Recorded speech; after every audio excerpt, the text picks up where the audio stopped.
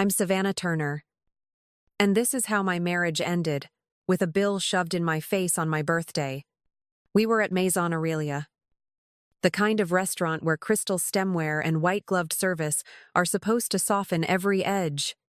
The table was long. 17 people seated in perfect symmetry. Colleagues, donors, and so-called friends who measured their value by who sat closest to the head. I was positioned at the far end, next to a pillar, where the lighting was dim and the attention even dimmer. When the final course was cleared, a leather folder appeared in front of me. Inside was a bill for $3,847. Travis, my husband, had requested it be delivered to me. He raised his glass, smiled without warmth, and told the table, "A woman like you should be grateful I even looked your way." Then he stood, buttoned his jacket, and walked out, leaving a trail of murmurs and the weight of humiliation behind him.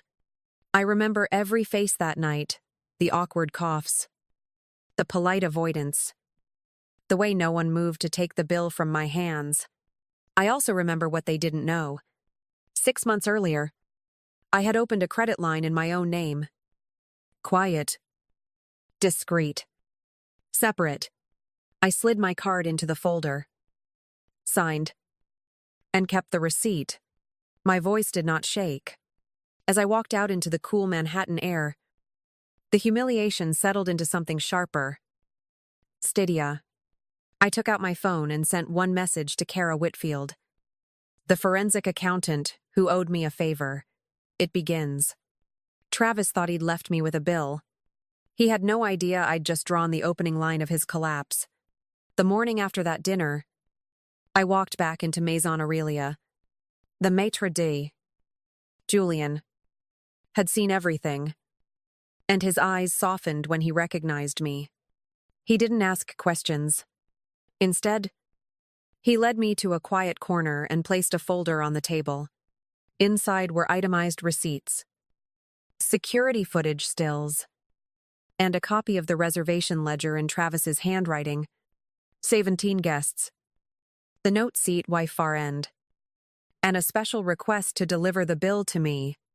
Julian slid over a written statement he'd already signed. What he did was deliberate. He said, "I want the record clear." That folder was my first weapon. I knew how much Travis cared about appearances. His reputation was currency at the firm. In politics. At the club. To his world. Perception was more valuable than fact. So I took Julian's evidence and sent it, without commentary, to the partners of Mitchell and Rowe, the investment firm where Travis had built his empire. No accusations. No dramatic message. Just the bill, the seating notes, and the footage of him announcing that his wife should be grateful for scraps of attention. By the following afternoon, whispers had already started.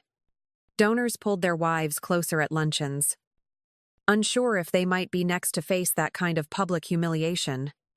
A junior associate called me from a blocked number and told me the partners were furious, not out of sympathy for me, but because Travis's behavior had become a liability. His polished facade, the perfect family man, was cracked in plain view. Travis had left me with a $3,847 bill and the expectation I would fold under shame. Instead, he handed me a paper trail that nailed his cruelty to the wall. His downfall began not in court, not in a boardroom, but in a restaurant ledger he thought no one would ever see. Affairs are easy to dismiss when they live only in rumor. Travis had counted on that, confident that whispers could never scar him the way numbers could. That's where Kara Whitfield came in. Kara wasn't just a forensic accountant. She was a former colleague who'd seen men like Travis bury their betrayals under layers of client entertainment. She owed me a favor, and I cashed it in. We met in a small cafe where no one from his world would step foot. I slid across 3 months of bank statements I'd copied late at night. Documents Travis assumed I never looked at. Kara's pen scratched across the pages as she began linking dates to charges. Hotel suites at the St. Regis billed on the same nights he claimed to be in Boston. Jewelry from Cartier. Always paired with dinners at restaurants I'd never been invited to. Each transaction had a name attached through cross-referenced receipts. Amber Lawson. His assistant. The woman he paraded as loyal staff. Kara built a timeline. Every charge lined up against his calendar excuses. 8,000 labeled as client dinner traced directly to champagne and oysters for two. Monthly transfers of 12,000 wired quietly into a secondary account that paid for an apartment under Amber's name. When Kara pushed the file across to me, it was no longer suspicion, it was data. I forwarded the neatly organized report to two people, Elizabeth Hartley, the attorney I'd quietly retained, and the partners at Mitchell & Rowe who had already begun doubting Travis after the restaurant scandal. No accusations. No explanations. Just clean numbers tied to his signature. By the end of that week, the whispers were gone. What replaced them was measurable. Undeniable proof. His reputation could survive gossip, but not spreadsheets that mapped every betrayal down to the dollar. Travis built his power not only in boardrooms but also in backrooms where politics and finance blurred together. He had attached himself to a political action committee, presenting himself as the respectable partner with connections in both finance and policy. That was supposed to make him untouchable. Kara and I decided to look there next. Campaign filings are public records, but only if you know what to look for. Kara downloaded the data, and together we combed through line after line. The pattern revealed itself like a stain bleeding through fabric. The same vendor name appeared again and again, Hathaway Strategies. A consulting group no one had heard of. Each month, the PAC paid them a setup fee of $7,500. The problem was that setup fees are supposed to be one-time charges, yet here they were, repeated for 9 consecutive months. Kara traced the Hathaway entity through state records. It wasn't a real consulting firm at all. It was an LLC registered to Amber Lawson, the same assistant whose name already surfaced in Travis's private expenses. The PAC was essentially paying her, disguised as operational costs. In black and white, it looked like political fraud. I packaged the findings exactly as I had with the restaurant records and the affair ledger. No commentary. Just documents. This time, I sent them to the State Election Compliance Office, with a copy blind mailed to a journalist I knew would verify before printing. Within 48 hours, the calls began.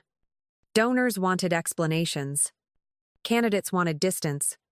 Travis's carefully cultivated image as the man who could bridge finance and politics collapsed under the weight of recurring charges that should never have existed. For years, he had boasted that his influence reached further than money. Now, his influence was the very thing choking him, strangled by a paper trail that was as relentless as it was simple. By the time I reached out to the press, I knew whispers and accusations wouldn't be enough. The media could be ruthless, but they also demanded receipts. That was my advantage. I had nothing but receipts. David Yamamoto, an investigative journalist at the New York Ledger, had been circling Travis's firm for months. He had fragments, anonymous tips, rumors about client accounts, vague mentions of impropriety. What he lacked was a paper trail strong enough to hold up in print. I walked into his office carrying a binder, color-coded tabs dividing each section: the restaurant records, the affair ledger, the PAC vendor payments.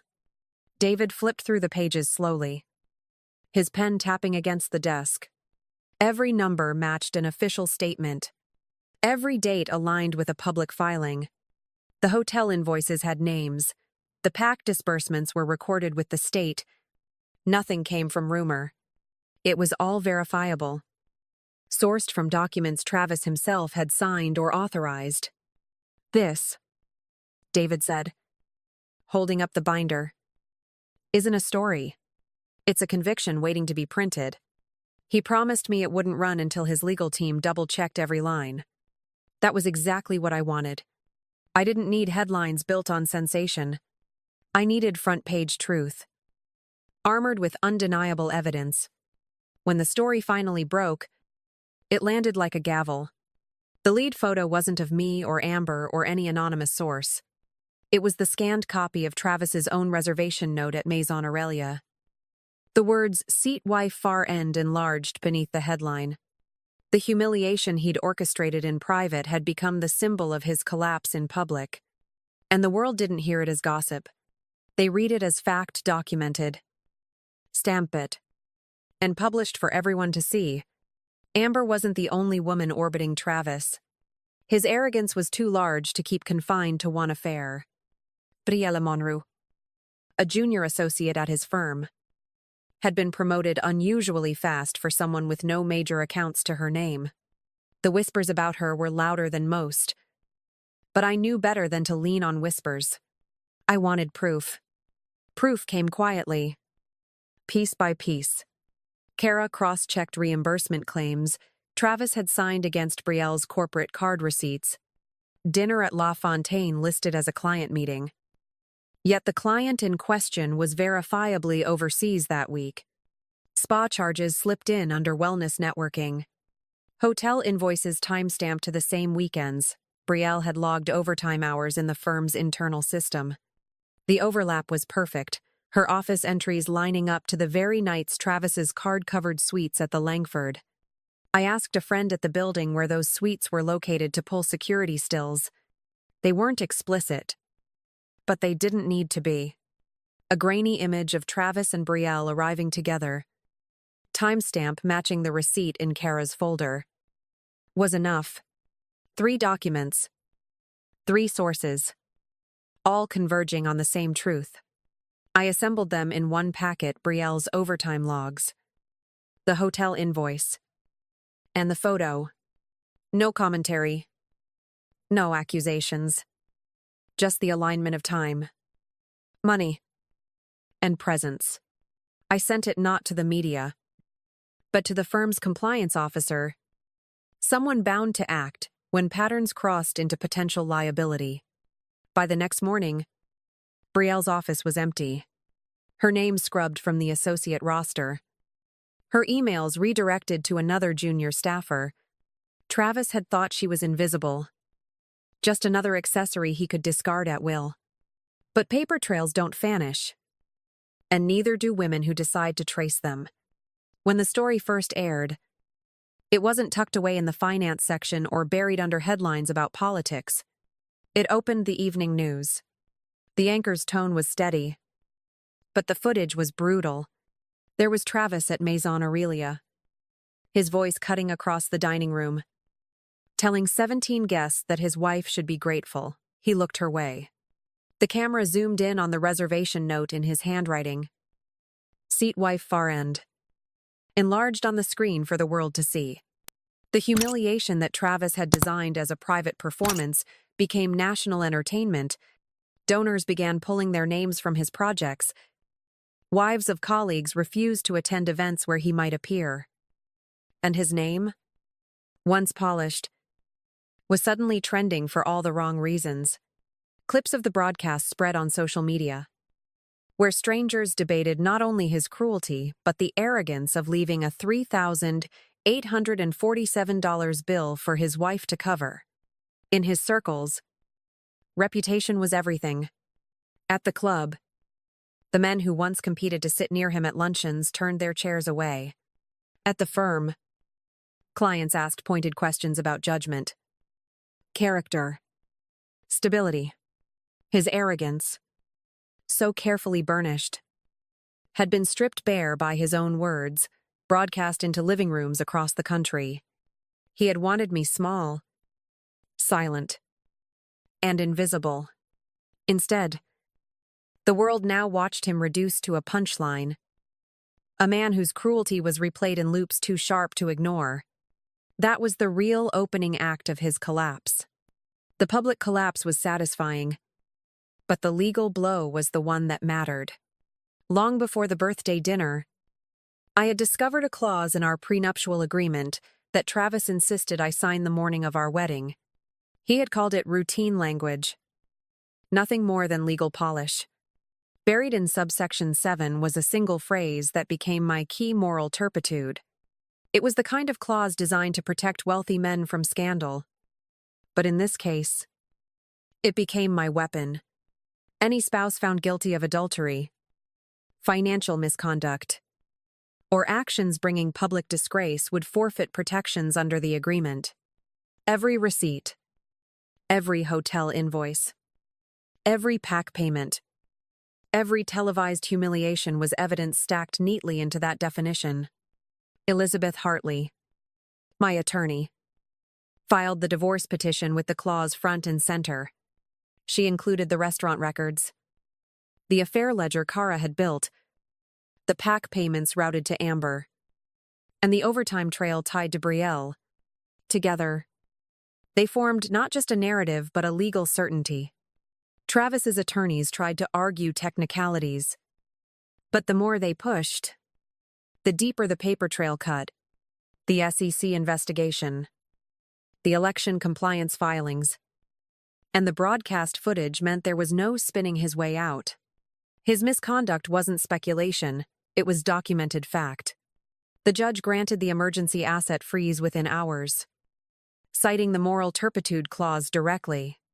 That single phrase, once dismissed as boilerplate, locked every door Travis thought he could escape through. He had drafted the cage himself, and I had closed it. For a man who lived by loopholes, there was none left. His empire wasn't just cracking, it was legally condemned. Numbers don't lie. They don't argue. They don't distort. They sit in neat columns waiting to be read by someone willing to look closely.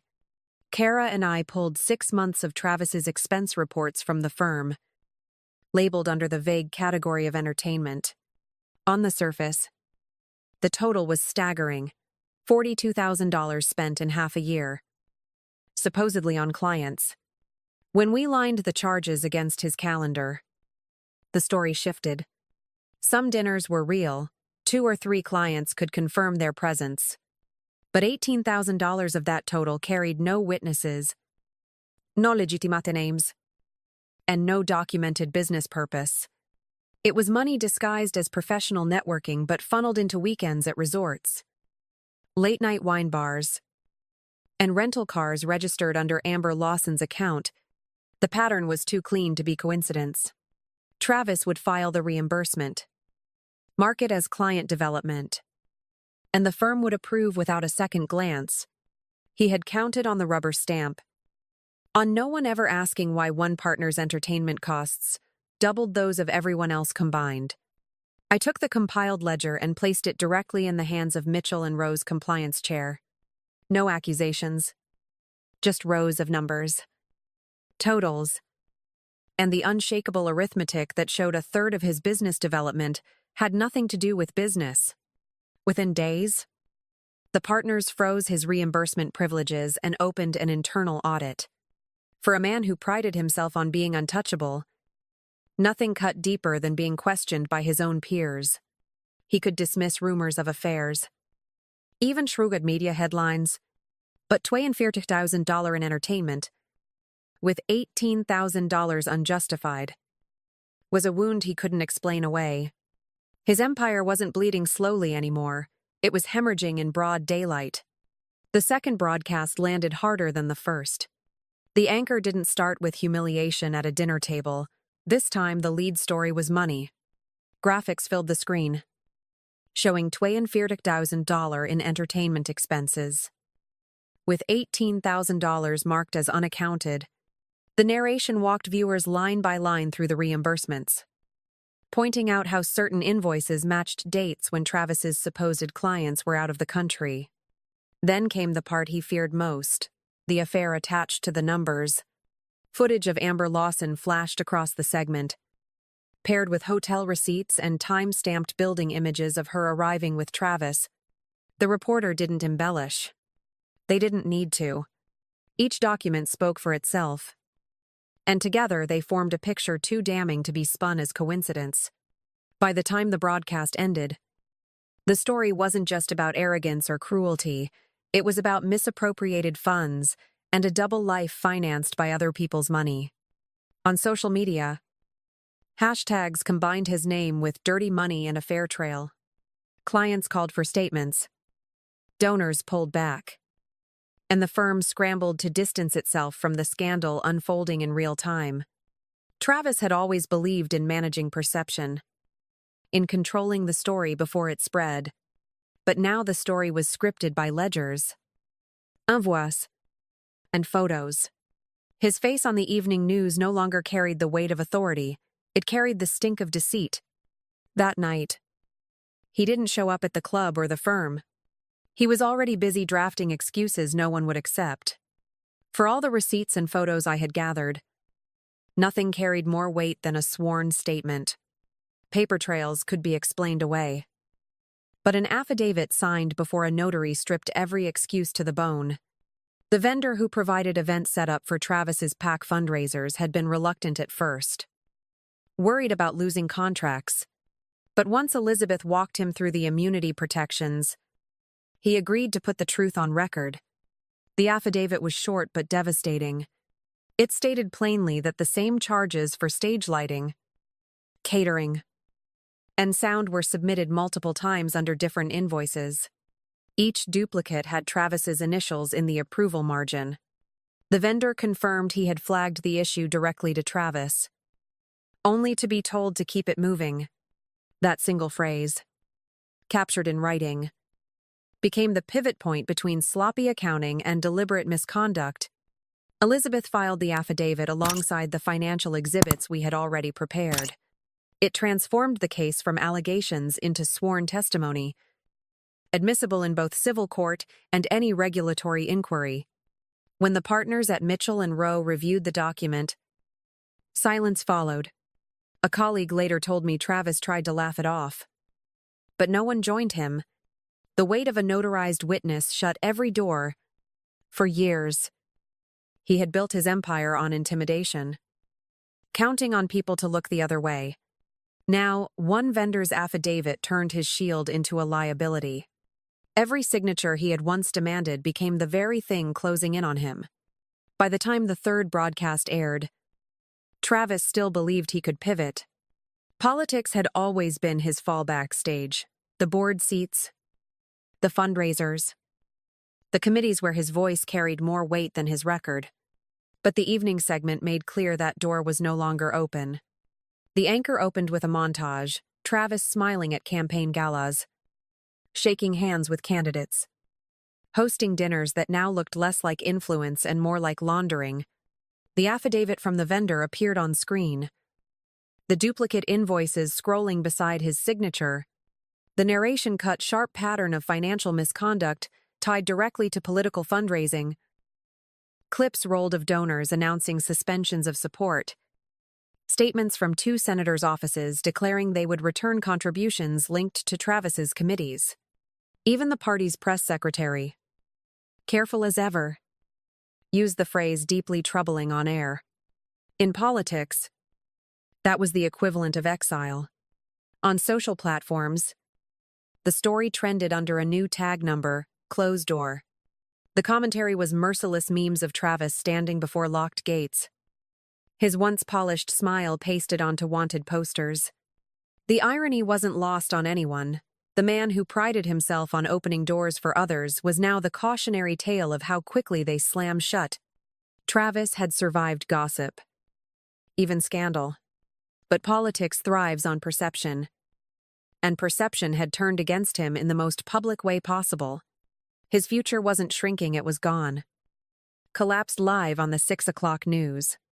The final stage was never meant to be loud. After the broadcasts, the affidavits, the financial audits, Travis had no real leverage left. Still, he clung to the idea that he could bluff his way into a softer landing. Elizabeth and I let him believe that. Right up until the negotiation table. We met in a private conference room downtown. Travis came with 2 attorneys. His tie too tight. his face drawn. Elizabeth slid a folder across the table.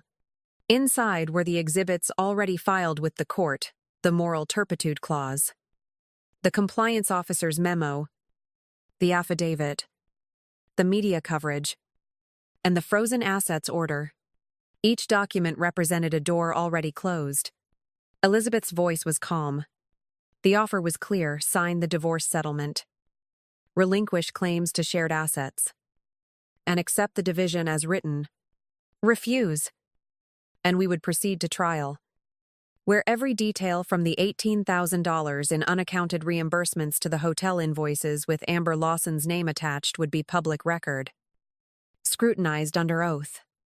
For a moment, he tried to posture, leaning back as if he still had an audience to impress. But the silence in that room wasn't deference, it was finality. His attorneys whispered numbers, calculations, the odds of survival. They knew what he didn't want to admit. Trial would bury him deeper than any broadcast ever could.